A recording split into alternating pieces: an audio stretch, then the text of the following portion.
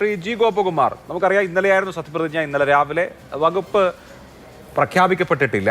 ഇവിടെ ഇപ്പോൾ കത്തോലിക്ക കോൺഗ്രസിന്റെ ഒരു പ്രസ്താവന വരുന്നത് വിദ്യാഭ്യാസ ന്യൂനപക്ഷ വകുപ്പുകൾ കോൺഗ്രസ് ഏറ്റെടുക്കുമെന്ന ഇലക്ഷൻ കാലത്ത് നൽകിയ വാക്ക് പാലിക്കണം, സമ്മർദ്ദത്തിന് മുമ്പിൽ അടിയറവ് പറയരുത് എന്നാണ്. ഓർത്തഡോക്സ് സഭയ്ക്ക് ചാണ്ടി ഉമ്മനെ മന്ത്രിയാക്കാത്തതിൽ പരിഭവമുണ്ട്. ലത്തീൻ സഭയ്ക്ക് ഫിഷറീസ് ഒരു കാരണവശാലും കൊടുക്കരുതെന്ന കടുത്ത നിലപാടുണ്ട്. അവർക്കും എം വിൻസെന്റിനെ മന്ത്രിയാക്കാത്തതിൽ പ്രതിഷേധമുണ്ട്. അതേസമയം തന്നെ മുസ്ലിം ലീഗിനെ സംബന്ധിച്ച് വിദ്യാഭ്യാസ വകുപ്പ് എന്നുള്ള വലിയ വകുപ്പ് ഇപ്പോൾ ഒരു ചെറിയ വകുപ്പാണ്. ഇവിടെ ശ്രീ ഫസൽ ഗഫൂർ പറഞ്ഞതുപോലെ പഴയ വിദ്യാഭ്യാസ വകുപ്പിന്റെ 1/3 ഉള്ളൂ. അപ്പോൾ അങ്ങനെ ഉന്നത വിദ്യാഭ്യാസം കൂടി കോൺഗ്രസ് എടുക്കുമ്പോൾ ഞങ്ങൾക്ക് ഫിഷറീസ് വേണമെന്ന നിലപാടിൽ അവർ ഉറച്ചു നിൽക്കുകയും ചെയ്യുന്നു. ഇതിലിപ്പോൾ രാഷ്ട്രീയമായി വകുപ്പുകൾ അങ്ങോട്ടും ഇങ്ങോട്ടും ഘടകകക്ഷികൾ വീതം വയ്ക്കുന്നതിനപ്പുറത്ത് സാമുദായികമാകുന്നുണ്ടോ കാര്യങ്ങൾ? അത് ഗുണപരമാണോ? അല്ല, ഇത് ഇപ്പോൾ തന്നെ ഒരു അപകടത്തിലെത്തിയെന്നൊന്നും നിങ്ങളൊരു കൺക്ലൂഷനിൽ എത്തരുതെന്നാണ് എൻ്റെ അഭിപ്രായം. ഒരു ഭരണം വന്ന ആദ്യത്തെ ക്യാബിനറ്റ് ഫോർമലായിട്ട് കൂടി, അടുത്ത ക്യാബിനറ്റ് മറ്റന്നാൾ വരികയാണ്, ബുധനാഴ്ച വരികയാണ്.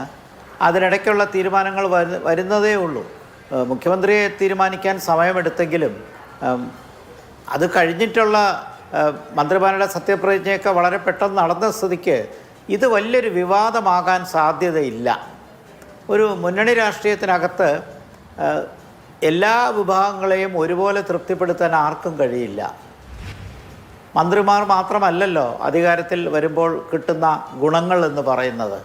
അപ്പോൾ അതനുസരിച്ചുള്ള ബാക്കിയുള്ള ഫാക്ടേഴ്സ് എല്ലാം ഘടകകക്ഷികൾക്കൊക്കെ ചെറുതും വലുതുമായിട്ടൊക്കെ കൊടുക്കുമ്പോൾ തീർച്ചയായിട്ടും ഇതൊരു സമവായത്തിൽ എത്തിച്ചേരുമെന്നാണ് ഞാൻ വിശ്വസിക്കുന്നത്.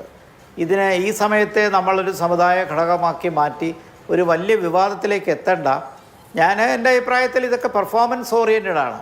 പെർഫോമൻസിൽ താങ്കൾ പറഞ്ഞ കാര്യങ്ങളൊക്കെ വെളിയിൽ വന്നാൽ നമുക്കത് ശക്തമായി വിമർശിക്കാം. ഇപ്പോൾ ഭരണത്തിലേക്ക് വരുന്നതല്ലേ ഉള്ളൂ.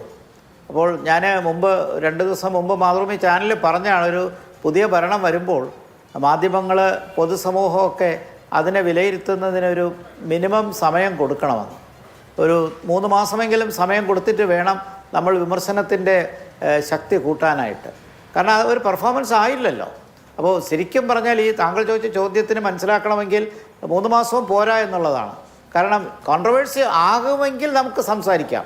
അതല്ലാതെ എല്ലാം കോൺട്രവേഴ്സി ആണ് എന്ന് പറഞ്ഞുകൊണ്ട് ഒരു ചർച്ചയിലേക്ക് എടുത്ത് ചാടണ്ട. ജനങ്ങൾ വലിയ ഭൂരിപക്ഷത്തോടു കൂടി പ്രതീക്ഷയോട് കൊടുത്തൊരു ഭരണമാണ്. അതവരെങ്ങനെ സോർട്ട് ഔട്ട് ചെയ്യുന്നുള്ളത് നോക്കട്ടെ. ഈ മുന്നണി രാഷ്ട്രീയത്തിനകത്ത് സമവായമുണ്ടാക്കാൻ പല മാർഗങ്ങളുണ്ട്.